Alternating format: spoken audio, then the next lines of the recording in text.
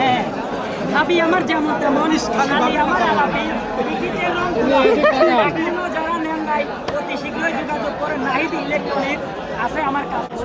আপনি এই ওই সাইডে রয়েছেন যাতে আপনার সাথে কেউ ভিডিও না করতে পারে, ডিস্টার্ব না করতে পারে। আপনার যে লাইভে গিয়ে গিয়ে কমেন্ট করি ভাইয়া আপনার সাথে দেখা করবো, সেদিন কেটে উঠে আসছিলেন, আমি সেই বেচারা।